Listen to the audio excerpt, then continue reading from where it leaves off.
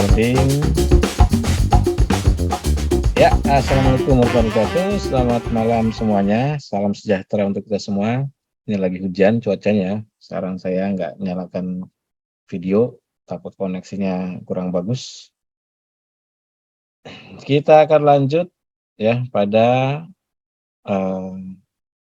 sesi ke-14. Ya, udah nggak terasa kita sudah 1 bulan ya, sudah 1 bulan. Jadi sekali lagi bahwa kita tidak kejar-kejaran dengan gula darah puasa. Ini konsep. Kemudian bahwa kita juga tidak sedang untuk melakukan perbuatan-perbuatan atau tindakan-tindakan ekstrim pada pola makan dan sebagainya. Semua dilakukan dengan wajar. Dan berikutnya adalah perlu dipahami peralihan dari semua pola makan lain yang non-karbo, baik itu ketogenik, ketofastosis, maupun carnivore diet, diet karnivora dan turunannya, ya. Jika dia mengikuti pola makan ini, maka terjadi rebound. Rebound itu akan terjadi kenaikan gula darah dulu.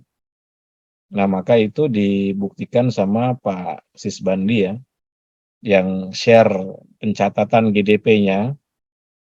Terjadi rebound naik dulu, baru setelah itu dia akan turun dengan tren yang kemudian makin lama makin rendah. Yang awalnya di bawah 100 gitu ya, di 100-an gitu kan. Lalu naik sampai 140, tapi setelah itu turun lagi, akhirnya ya balik lagi ke baseline. Seperti itu.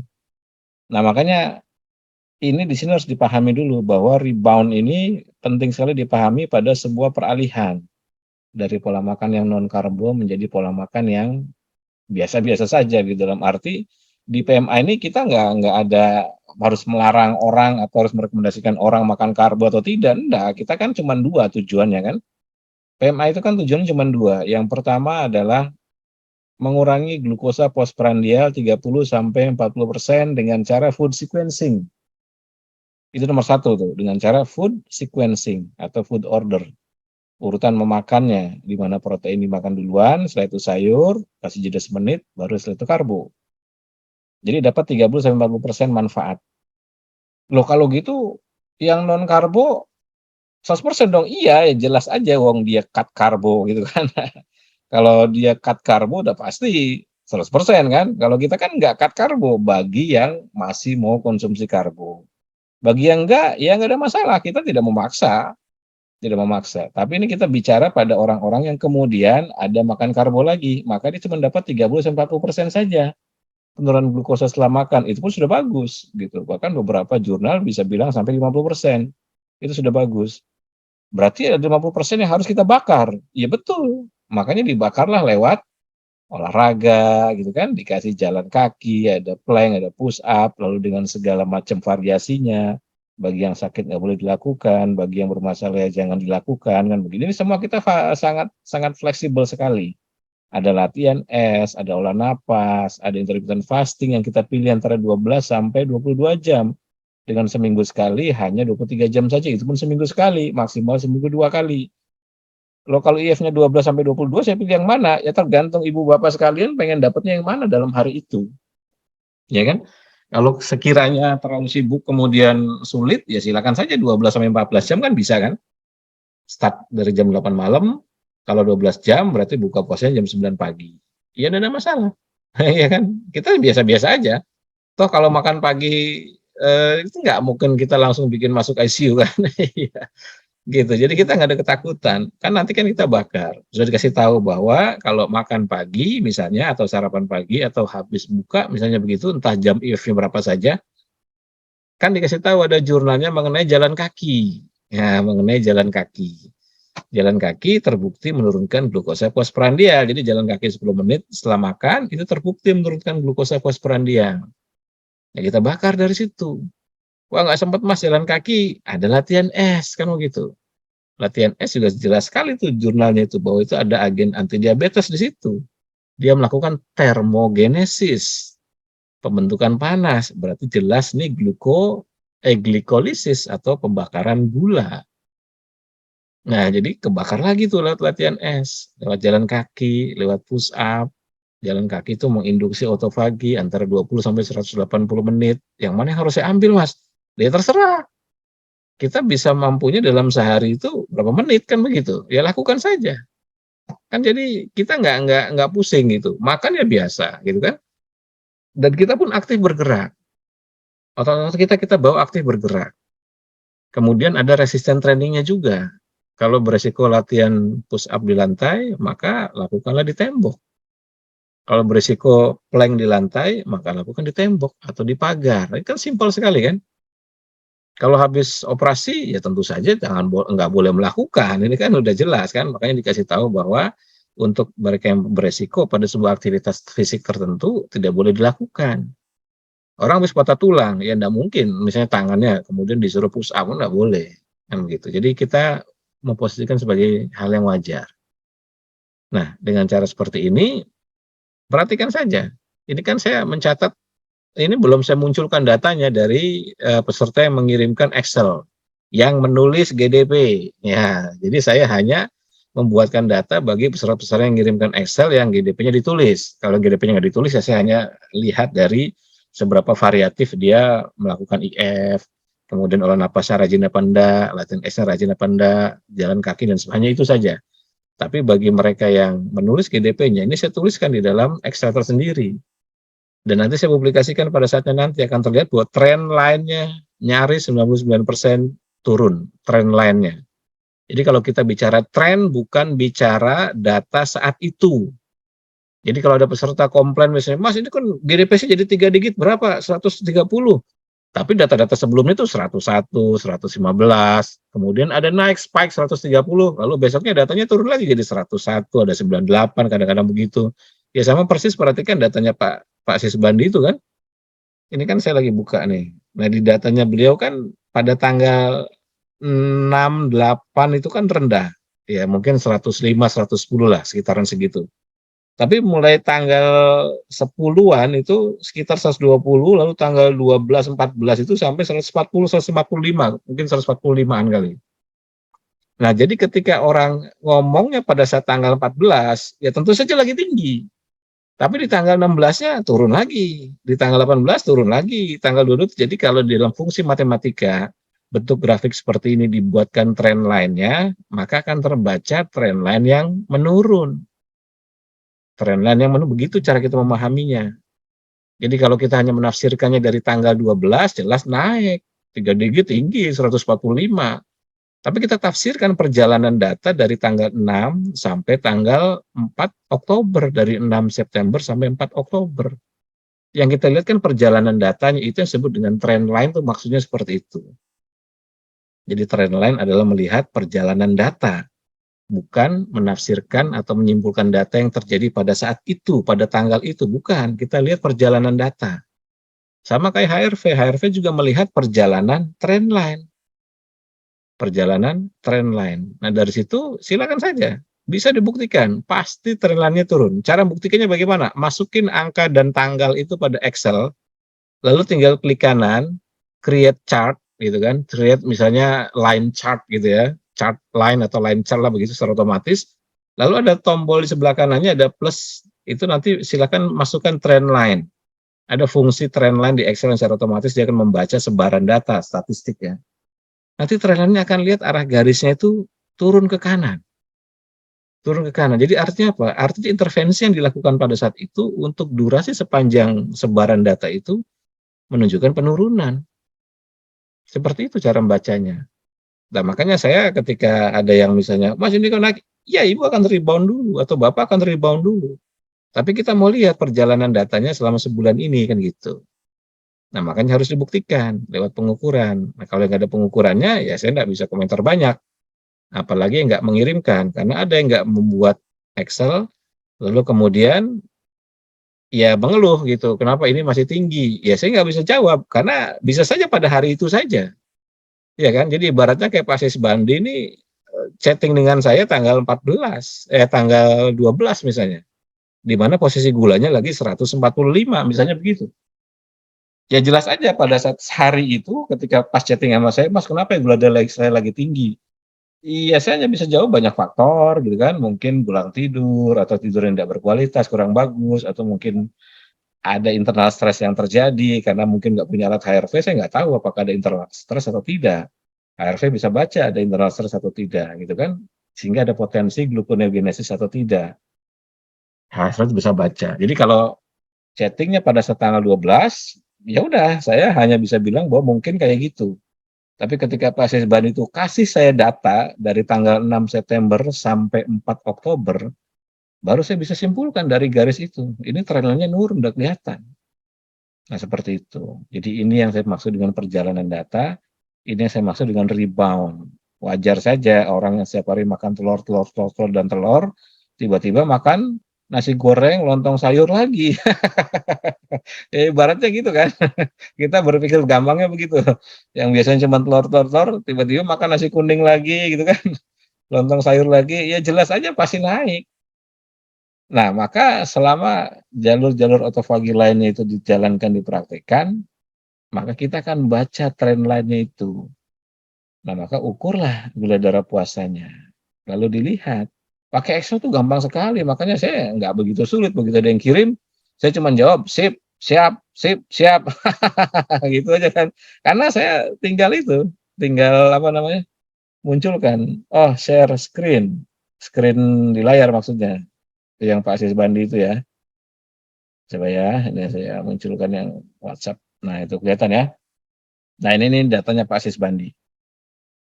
Gitu. Jadi saya selalu senang. Ada juga yang nge-share dari Pak Jimmy kalau nggak salah. Data HRV dari Pak Jimmy. Awalnya Pak Jimmy itu HRV-nya di bawah 30-an kalau nggak salah. Kecil. Saya bilang agak heran. Kok Bapak ngejalani, ya katakanlah misalnya menjalani pola makan yang tidak makan karbo. Gula darahnya cepat turun. Tapi HRV-nya rendah. Ajaib. Mestinya HRV-nya tinggi. Karena ketika gula darah turun, GDP turun, resiko diabetes rendah, HRV-nya makin naik. Karena HRV berbanding terbalik dengan gula darah. Gula darah makin turun, HRV-nya makin tinggi. Mestinya begitu. Jadi kalau GDP-nya 80, 90 gitu, mestinya HRV-nya tuh 1000-an, 2000-an gitu, 3000-an. Mestinya sebegitu. Karena kelistrikannya akan tinggi. Karena gula darah itu kan berbanding lurus dengan inflamasi. Semakin tinggi gula darah, maka semakin tinggi inflamasi. Dan inflamasi berbanding terbalik dengan HRV, ya kan? Kalau inflamasi tinggi, HRV pasti rendah. Seperti itu. Tapi ini ajaib situasinya. Gula darahnya rendah, tapi HRV-nya rendah. Berarti ada sesuatu yang terjadi dalam badannya. Maka kecurigaan saya adalah internal stres itu secara psikis. Ketika dikit-dikit lihat makanan stres, lihat makanan stres, makanan stres. Mestinya ya saya GDP saya 2 digit. Setiap pagi every single morning itu saya ukur. 2 digit antara 80, 90, 80, 90-an segitu.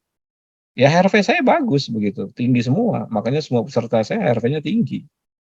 Kenapa? Karena kita ndak latihan kita tuh semuanya stress management. Maka dari itu sejak awal saya bilang tuh dari mulai kelas 21 hari kan, udah saya ingetin wanti-wanti bahwa yang dilatih di dalam olah nafas di kelas ini adalah stress management. Maka saya jelaskan dua kondisi. Kondisi yang pertama adalah kondisi berkelimpahan. Ketika seseorang itu tarik buang, tarik buang, tarik buang atau melakukan hiperventilasi, maka SpO2-nya tinggi pada darah. Nah, saya menyebutnya sebagai kondisi keberlimpahan atau berkelimpahan. Jadi dia sedang bergelimang oksigen. Wah, dia sedang bergelimang harta berupa oksigen. Nanti kemudian dia tahan napas, hipoventilasi. Saat tahan napas, nikmat oksigennya dicabut. Iya kan? Mulai berkuranglah oksigen dikit-dikit. Dari tadi 100% jadi 99, 98, 97, terus sampai titik mana dia mampu badannya selnya kan, ada yang 80-an, ada yang 70-an, ada yang 60-an, benar masalah. Yang jelas begitu turun, kita mulai merasakan ketidaknyamanan di dalam fisik. Karena oksigen urusannya sama fisik. Ketidaknyamanan di dalam fisik. Nah, kemudian ketidaknyamanan dalam fisik ini mempengaruhi psikis. Maka muncullah rasa ketakutan, kekhawatiran, ketidaknyamanan ini akan dikonversi menjadi ketakutan dan kekhawatiran.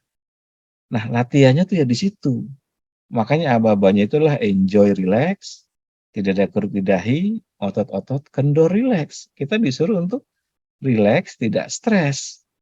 Jadi latihannya itu, bukan latihan kejar-kejaran untuk nurunin SpO2. Udah nggak penting, SpO2 itu proses fisik. Begitu kita tahan napas, pasti akan turun. Nggak usah ditungguin, nggak usah diapa-apain, pasti akan turun. Yang harus kita perhatikan yang terjadi pada saat tahan nafas adalah kacaunya mental kita, psikis kita akibat dari penurunan oksigen itu. Nah, itu yang kita berusaha kenali. Di titik mana, di batas mana kita mengenali rasa di mana ketidaknyamanan itu muncul.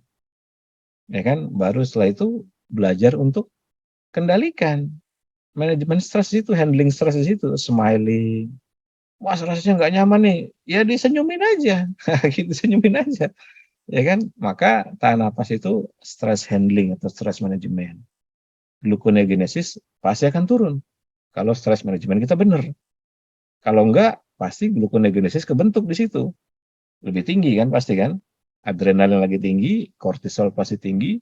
Kalau gluconeogenesis tinggi, berarti jelas gula darah akan naik. Jadi itu yang bikin nanti setelah latihan napas, misalnya ada penaikan glukosa, ya karena dia gagal melakukan stress management. Nah, HRV bisa baca itu. Latihan es juga sama. Begitu kita celup tangan di es, sakitnya luar biasa kan, kayak tusuk-tusuk, disayat-sayat segala macam. Ya latihannya adalah hati seluas samudra itu konsepnya. Jadi terima aja. Terima dengan senang, gembira, sukacita, dibawa senyum, dibawa smiling, tidak ada kerut di dahi, jangan dilawan. Tidak mungkin masuk rumah sakit. Kenapa? Karena cuma pergelangan tangan yang masuk di es. Kalau sebadan badan lain cerita. Ini kan cuma pergelangan tangan saja yang masuk di es kan. Kalaupun kita ketakutan, tinggal angkat tangannya, selesai, kita selamat kan.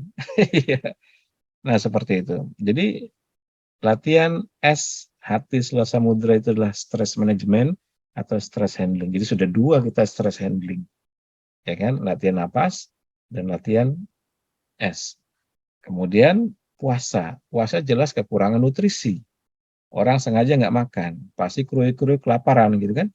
Gula darah ikut turun. Nah, di situ kita belajar juga untuk stress management, untuk tidak kalap terhadap makan, tidak kalap saat buka puasa. Berusaha untuk konsisten dengan jam-jam puasa. Divariasikan 12, 14, 16, boleh balik lagi ke 12, balik lagi naik lagi ke 18 misalnya, dan seterusnya. Silakan variasikan saja antara 12 sampai 20 jam itu. Boleh.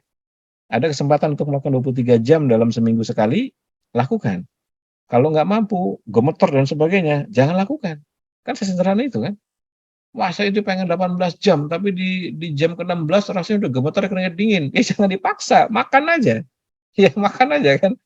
Kita nggak boleh maksa seperti itu, kan makan aja. Nah, seperti itu. Nah, nanti kita akan kelihatan dari pengukuran itu. Maka rebound itu akan terjadi pertama kali ketika terjadi peralihan.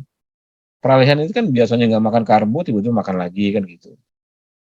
Maka pasti ada kenaikan dulu, tapi setelah itu akan normal lagi, balik lagi, gitu. Oke, jelas ya. Rebound ini termasuk hipertensi, termasuk hipertensi. Makanya ada beberapa yang menulis data-data hipertensi, nanti saya akan share di minggu kesekian ya. Yang jelas menjelang nanti penutupan itu saya akan share dari yang dikirim ke saya, khususnya yang dikirim ke saya. Kalau yang nggak dikirim ke saya nggak bisa analisa. Jadi terima kasih untuk mereka yang mengirimkan. Nanti itu bisa jadi pembelajaran buat semua bahwa ini terbukti bahwa rebound itu terjadi, lalu setelah itu akan balik ke normal lagi. Termasuk hipertensi. Jadi ada yang mengirimkan, ada yang 160, 180 di awal-awal, tadinya cuma 110, naik tuh 140, tapi nggak ada gejala.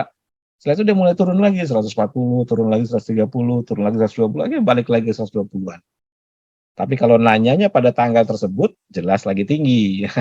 Makanya tadi saya bilang, coba dibikinkan perjalanan datanya. Seperti itu. Olaf sebelum buka atau makan, boleh, makanya dilakukan saat puasa. Itulah yang menjadi konsep yang saya sebarkan saat saya workshop ke 20 kota itu. Bahwa IF ditambah IH itu solusi menyeluruh. IF tambah IH sama dengan solusi menyeluruh. Solusi problem metabolik. Jadi artinya saat puasa, latihan. Seperti itu. Kalau jalan kaki, pusat rendam es sebelum makan atau sudah makan. Ya bebas saja, boleh dilakukan sebelum makan gitu kan, artinya saat puasa, dan boleh dilakukan sudah buka, tapi kasih jeda dulu. Paling tidak 1-2 jam. Ibu Poni, kalau lagi meriang dan sakit kepala, apakah boleh nafas? Boleh. Kalau nafas boleh dilakukan lagi meriang dan sakit kepala, hanya lakukan dengan berbaring saja. Malah kalau misalnya pusing-pusing itu cepat hilangnya tuh. cepat hilangnya. Saya masih ingat betul waktu saya kena COVID varian Delta ya, udah agak lama sih. Kena COVID varian Delta, lagi di satu apartemen gitu. Wah, kepala saya sakitnya kayak tusuk-tusuk, luar biasa, sakit sekali. Kacau bener, pikiran nggak beres, langsung setel audio, saya lakukan pernapasan, ya setelah 4, 6 kali repetisi, ya plong aja, udah hilang aja, sakit kepalanya udah hilang, gitu. Mas Jula, boleh tampilkan hasil pengukuran HRV teman-teman yang sudah punya alat ukur. Ya ini karena kita ada grup seminar ya, jadi waktu itu kan ada peserta yang datang di seminar, jadi biasanya kita bahas di situ.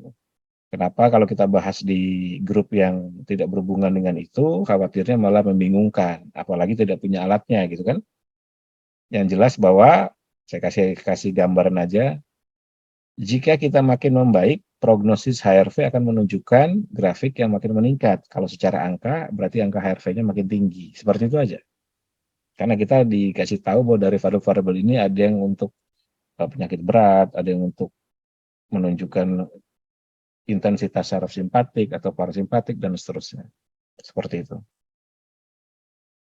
Mas Bambang, pengukuran gula darah apakah harus konsisten? Jika yang dimaksud adalah gula darah puasa, maka iya. Nah, jawabannya udah jelas ya.